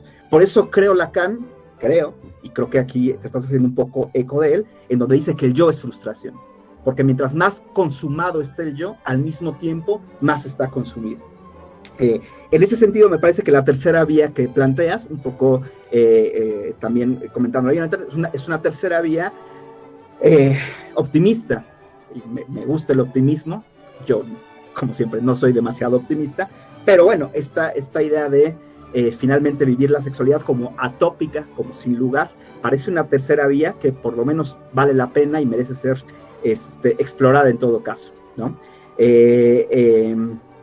En otro sentido también me gustaría plantear que precisamente me parece que la apuesta de Freud es justo una pregunta que va directamente dirigida a en qué consiste la sexualidad humana, ¿no? ¿De qué trata la sexualidad humana? ¿Qué es esto que llamamos la sexualidad humana? Y creo que la respuesta de Freud es muy, muy interesante en el sentido de la única sexualidad que existe es sexualidad humana. Y es sexualidad, solo la sexualidad es humana, porque la sexualidad ya está atada al poder, y ya está atada al significante, y ya está atada a, de alguna u otra manera, la estructura simbólica de la que nacemos, y aquí viene mi parte pesimista, esclavos. Y al nacer esclavos, nuestra sexualidad misma es una forma de atarnos de esa esclavitud, por desgracia, ¿no? ¿Se puede salir o no se puede salir? Otra vez insisto, somos psicoanalistas o nos dedicamos a trabajar con los humanos porque creemos que se puede. Al final, por muy pesimista que sea, pues bueno, al final hago psicoanálisis, ¿no? Y eso de alguna manera implica que yo también estoy en la búsqueda de una tercera vía, o a lo mejor no habrá que contabilizarlas, porque contabilizarlas un poco aludiendo a lo que dice Jonathan en su texto, cuando habla al final de la matemática, hacer matemática es ya hacer matesis, es ya hacer cuadro y es ya hacer ideología, ¿no? Te agradezco mucho la presentación de tu texto, Andrés, y bueno, me gustaría darle primero la palabra, por si quiere tomarla, a mi querido amigo Enrique Rendón, por si quiere comentar algo en relación al texto, a lo mejor ya tiene un poquito más de contexto. Entonces, Enrique, ¿quisieras comentarnos algo? Sí, cómo no, brevemente, ya más o menos me ubiqué un poco, pues haciendo una reflexión con esto que estoy escuchando del texto de Andrés Alejandro sobre esta cuestión de la sexualidad, pues es el tema, ¿no? A veces me preguntan, ¿es que ustedes los psicoanalistas únicamente hablan de sexo o de sexualidad? Mi respuesta es, ¿acaso hay otra cosa de qué hablar? O sea, un poco irónica la respuesta, porque precisamente ese es uno de los motores del psicoanálisis. Este tema que se habla de la sexualidad libre, y que tú ahorita comentas, Víctor, también sobre el asunto de la libertad y que te manifiestas un poco pesimista. Hace rato comentabas, ¿no? Escuché que decías que para ti la libertad, no sé qué tanto sea hasta un concepto vacío o hueco. Y juntando esto con la sexualidad libre, yo digo, bueno, tenemos que preguntarnos, por un lado, ¿qué se entiende por sexualidad? Porque me estaba yo acordando de la historia de la sexualidad de Foucault. Para Foucault, la sexualidad es un juego de poder, es parte de la microfísica del poder. Entonces, en el juego de los sexos, en el juego de todo esto, hay una lucha de poder, si lo vemos desde Foucault, pero no es la única manera de ver este asunto de la sexualidad, porque podríamos también considerarlo desde varias dimensiones. La sexualidad, por un lado, desde de la política, ahorita que mencionabas a Wilhelm Reich, pues me acordaba mucho, ¿no?, del análisis del carácter y toda esta propuesta que él tenía de la energía orgónica, porque la propuesta reichiana es, si yo hago que el paciente recupere su capacidad de la función sexual, la función del orgasmo, es uno de sus libros, de hecho, voy a curar la neurosis, y habría que también que discutir si este asunto... Enrique, te dejamos de escuchar por un momento. Perdona. Listo. A ver. No, te dejamos de escuchar por un momento, Enrique. Es que no sé si apagó el micrófono. Creo que tienes tu micrófono apagado. Pues si está apagado, pues no se escucha, ¿verdad? Bueno, algo pasó ahí. Ahorita ya me escucha, ¿no? Sí, perfecto. Entonces, estaba haciendo memoria, ¿no?, de este libro de Reich y toda esta propuesta, ¿no?, de la función del orgasmo. Incluso él llegó a hablar de la energía orgónica. O sea, por un lado, podemos ver la interpretación que hacía, por ejemplo, Freud de la sexualidad, la que hace Foucault. La propuesta de Reich fue sumamente radical. Incluso él al final acaba denunciado por la Federal Drug Administration en Estados Unidos por toda esta serie de cajas orgónicas que empezó a inventar, y se volvió un poco paranoide al final, y lo acaban metiendo 3 años a la cárcel, y un día antes de salir libre misteriosamente muere en la cárcel, ¿no? Entonces, ¿por qué estoy haciendo estos comentarios? Pues porque ahí está este discurso del poder sobre la sexualidad. Qué peligroso hacer que las personas se adueñen de toda esta energía, porque aquí también viene a mi memoria lo que intentó hacer Reich y muchos psicoanalistas culturalistas, ¿no?, que fue esta fusión del discurso psicoanalítico con el discurso marxista, como tal, ¿no? O sea, si yo enajeno, me adueño de la energía de una persona, de su fuerza de trabajo, y si me adueño de esta sexualidad que él pudiera tener en aras de esto, pues lo voy a alinear. Entonces, es muy complejo hablar en este sentido, como yo lo entiendo, de una sexualidad, no sé cómo se le llama, libre. También Andrés comentaba, ¿no?, una sexualidad feliz, y Y los que somos muy pesimistas, yo me uno a tu pesimismo, Víctor, también hay todo un cuestionamiento de qué podemos entender por felicidad, porque si me pongo aristotélico, pues bueno, la felicidad existe, es el fin último del hombre, es una parte ética, pero desde la posmodernidad quizás la felicidad está más relacionada con cualquier cosa menos con algo, con un concepto universal o trascendente. Tendría que ver como con algo muy, muy, muy efímero, muy, quizás ya como para terminar esta intervención, cuando escucho yo hablar de la sexualidad libre de la que dice Andrés, yo hablaría también de una sexualidad líquida, tomando los conceptos de Zygmunt Bauman. Amor líquido, tiempos líquidos, la sociedad líquida. ¿Por qué esta dificultad para poder entender qué es lo sexual, qué es la sexualidad? Pues porque estamos, además, más que en unos tiempos posmodernos, porque Bauman no comparte el término de posmodernidad, sino el de modernidad líquida, estaríamos como en algo que se nos está escapando de las manos. Entonces yo creo que lo que hace Andrés es un intento muy bueno para tratar de poder encuadrar y repensar este asunto. Entonces sería como lo primero que yo podría ahorita comentar. No, pues súper agradecidos por tu comentario. Y yo nada más recordaba cuando dices que me parece que va justo un poco en el corazón de lo que dice Andrés. Zizek dice que la felicidad es una categoría no ética, ¿no? Específicamente Zizek dice eso, es decir, aquel que busque la felicidad está seguramente del otro lado en relación a la ética, ¿no? Ya saben que Zizek a veces dice una cosa y a veces dice todo lo opuesto, y a veces critica a Miller y a veces copia a Miller, entonces uno no entiende muchas veces a Zizek, pero por lo menos esta idea de que la felicidad probablemente es una categoría no ética, por lo menos yo la puedo suscribir completamente, ¿no? Y nada más me gustaría hacer un comentario en relación al texto de Andrés, que se me fue, la verdad es que me gustaría hacerlo, en el sentido de esta idea del ejemplo que nos pone en relación al esperma, ¿no? Como el esperma en esta lucha por la supervivencia es el primero que llega y puede penetrar al óvulo, en esta idea incluso fascista, ¿no? De la sexualidad vinculada a un, ¿cómo se llama? Evidentemente un discurso patriarcal, ¿no? Que además, si ustedes ven un poco cómo se habla del cerebro, también se piensa que el cerebro es fascista y las mismas células del cuerpo son fascistas, es decir, la ciencia libre del patriarcado me parece que no.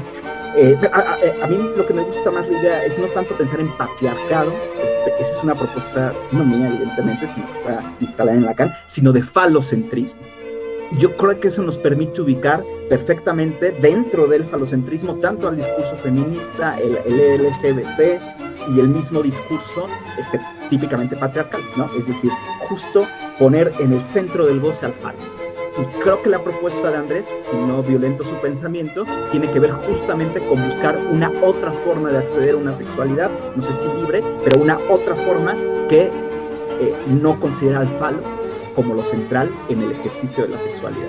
Y eso implicaría, creo que justamente, desdibujar al yo, como bien dice Jonathan, implicaría justamente deshacerse de la protonpseudos, de la felicidad, de la libertad, de la posibilidad de un goce absoluto, y a lo mejor enfrentarse a la frustración que implica que no hay la posibilidad de nunca decir el goce todo, ¿no? John, vi que quieres comentar algo. Te voy a pedir nada más que le dejemos chance a que nuestros colegas, los que quieran participar, participen, y después nos das tu comentario. ¿Te parece bien? Ok, nos gustaría mucho, la verdad, estoy seguro, escuchar lo que tengan que decir del texto de Andrés, a qué los convoca, qué pueden pensar al respecto. De verdad creo que estaríamos todos muy agradecidos de escucharlos, entonces los escuchamos con gusto. Si le tienen que hacer una pregunta a Andrés, adelante, por favor. Somos todos oídos.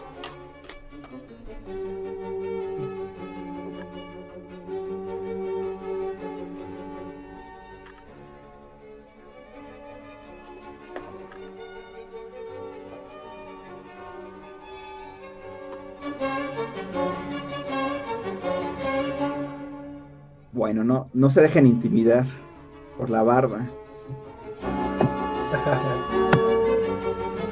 Ok, ya irá surgiendo algún comentario seguramente. De cualquier manera sí me gustaría, un poco para también darle agilidad, ya son casi las 9 de la noche. Entonces, John, ¿querías comentar algo? Te escuchamos con gusto. Sí, muchas felicidades, Andy, está muy, muy bueno, ¿no? Me hiciste pensar en varias cosas, ¿no? Por una parte, una contundente y radical heterosexualidad, donde lo que se ama no es el género ni el cuerpo, sino un otro, radicalmente otro, ¿no? Por otra parte, el objeto del deseo, ¿no? Con esta anécdota que nos platicabas del pene perfecto, ¿no? Cómo ahí donde el objeto del deseo se escapa, ¿no? Donde cuando tenga 1 o 2 kilos de más, cuando logre 2 o 3 orgasmos más, cuando tenga una mayor duración de 1 minuto, se establece una posibilidad de gozar, ¿no? Un empuje en lo que no se alcanza, que justamente ahí me parece que es donde se podría posibilitar esa misma frustración, ese mismo desgaste. Nos muestra justo que a pesar de que el sujeto siga las reglas, persiga la contundencia, persiga la felicidad, el malestar persiste y lo arroja nuevamente a una nueva búsqueda que lo remite a volver repitiendo la misma regla. Por otro lado, donde hay apertura hay una diferencia, ¿no? Donde se desdibuja el yo, ¿no? Donde la ley simbólica opera de forma diferente, pareciera que hay un retorno a que el sujeto pueda moverse de otra forma, ¿no? Y otra que justo no se habla de eso, ¿no? Justo estamos acá, se organizan ciertas sesiones y se discuten un montón de temas y pareciera que en esta época posmoderna, donde hay un montón de aparente libertad de hablar ciertas cosas, se sigue permaneciendo en una... Se evita el tema, ¿me explico? O sea, no se habla sobre o no se habla tanto a vísperas experienciales, pues. Por eso lo valioso del psicoanálisis, donde hay un espacio para lo secreto, para lo íntimo, para lo que no se puede hablar, donde me parece que si algo se evidencia es lo polisémico, no solo del orgasmo, ¿no? Sino del género, del propio cuerpo, y me hace pensar en Baruch, ¿no? Donde qué es lo que un cuerpo puede, ¿no? Y esa pregunta que nunca se termina de responder es justo la línea que posibilita, me parece a mí,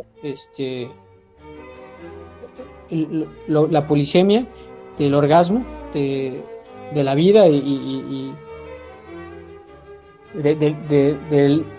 de uno con su relación al otro. Muchas gracias, John. Creo que son sí, no sé si... Adelante, por favor.